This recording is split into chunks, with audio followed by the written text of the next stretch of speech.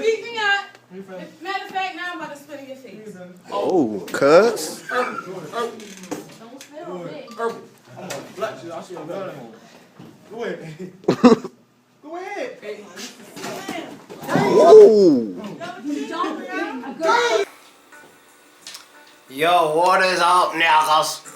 It is your boy Philological here. And as you just saw, some more crazy shit going on in my home country. Haven't been there in a while. For some reason, this makes I think I miss it a little bit more, which is weird.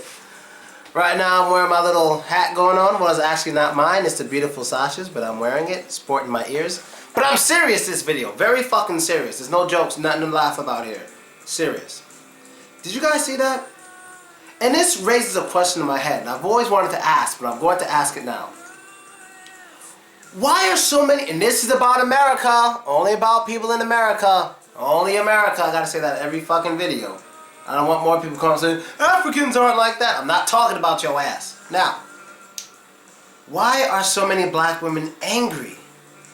Why are so many of them angry, and why is it easy to get so many of them angry? And I really, really mean this. They're so angry. And even when you look at them in movies and television shows, a lot of them are like sassy, they got the attitude, they gonna take shit, they're the first to hit you. Like, why is it like that? Like, seriously, why?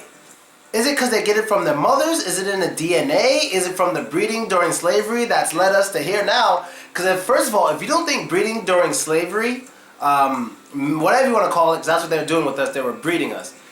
If you don't think the way white people breeded us during slavery doesn't have anything to do with our DNA today, you're crazy. Like, part of the reason why we're so great at many athletic things, we're only 15%, actually 12% of the population, is a lot of it's due to that breeding during slavery. You know, the super slave kind of thing.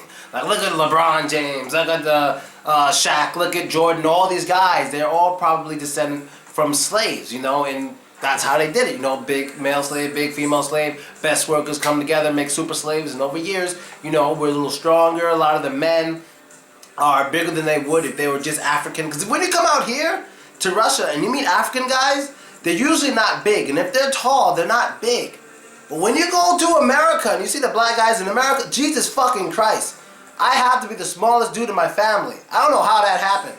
I'm like the lightest skin and the smallest. Somebody lied to me. I'm missing out on all the good shit. There's only one place on me that's real good. But anyway, besides all that, why are they usually so angry? And I mean, I don't know how many of you have ever argued with a black woman in America. Right now, when I speak about arguing with a black woman, I mean the sassy ones, you know. You can't win with logic. You have to win with threat. That's how you win. The biggest threat wins, basically. So you gotta keep going, keep going, keep going. Now to the video. This dude, now if you looked at the video and thought the dude was wrong, I disagree with you. I don't see how this dude is wrong. She left where she was sitting to go up in his face. She announced that she was going to spit in his face. He announced that I'm gonna fuck you up, I'm gonna hit you if you do it. She approached him. He stood there, hands grabbing each other to show that he's not being a threat, that he's not trying to do anything to her. She does it and throws a punch. He hits her. Now, because of the quality of the video, I couldn't really see if she spat or not. I'm guessing she did. She most likely did. But even if she didn't, she tried to punch him in the face. How many women, how many girls do you know would behave like that to a man? Why do so many black women in America, you can find many videos of black women in America putting their hands on black men. Tell me you can't. Tell me you can't. I'm not even talking about boyfriends. I'm not talking about their fathers. I'm talking about men that are just from the street or some dude they might know a little bit. Tell me you can't find tons of those videos right now. Exactly. Why are there so many of them? Why do so many black women feel they can fight black men? What is it? Maybe because growing up, the father wasn't there. So it's like men ain't shit, and they probably learn from the mothers that men ain't shit. So when they go out to the world and meet other men, they probably just they don't respect the man like they should. They didn't have a father figure. You know, there's a lot of broken homes in America. You could check the statistics amongst black people. You could check. You can check. It's fucking embarrassing. And it's funny, because when I said In my last video, when I was talking about how Africans and African Americans are different, I said, man, African American culture is pretty much fucked up. And this guy was like, how so? How so, motherfucker?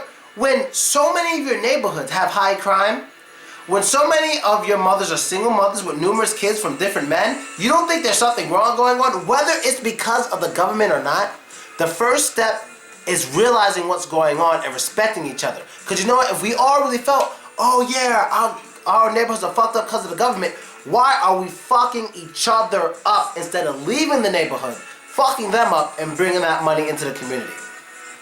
Black people, we have no sense of community overall, obviously. That's why in our neighborhoods, black on black crime is fucking ridiculous.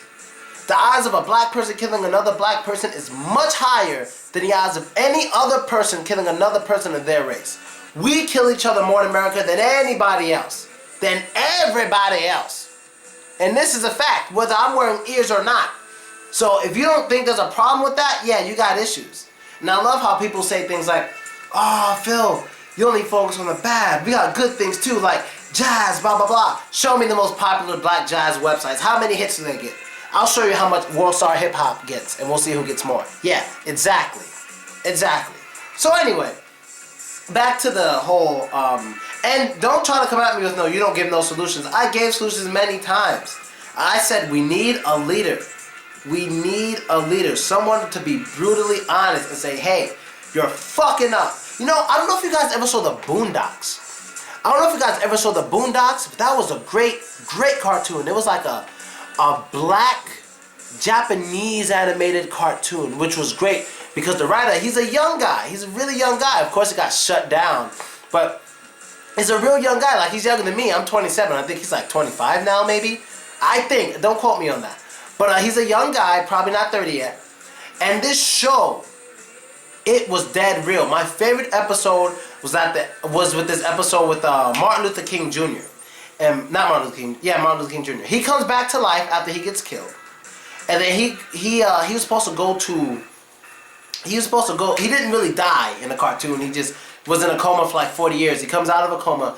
Then he goes to some party. I haven't seen it in a while. But the point is, when he went to the party where he was meeting all these black people, when he walked in, he saw black people dressed all different and calling each other nigga and shooting at each other and punching each other, which is basically what's going on in today's age. He gets on the stage and he basically screams, would you niggas please shut the hell up? And they're like, did he just say nigga? He goes, yes, I just said it. That is the ugliest word in the English language. But out here in America, all I'm seeing is a bunch of no good for nothing niggas. And this was Martin Luther King. And I understand exactly what the creator of Boondocks was saying with that. And I fucking agreed with him. But you know what's funny? What Martin Luther King did after he made that speech, he was like, and I see where this is going. I see it over the horizon, I promise you. You niggas have nothing to celebrate. And I won't get there with you. I'm going to Canada. And then he leaves to Canada. And I made the speech on my Facebook one day and I said, I'm going to Russia. And then I left. But of course, you know, I'm coming back. So that's basically it. Black women are crazy. Black neighborhoods are wilding out. We need a leader now. And hopefully it all gets better. And maybe I should do another video on the word now. Maybe. Maybe I should. And I'm out. Later. What?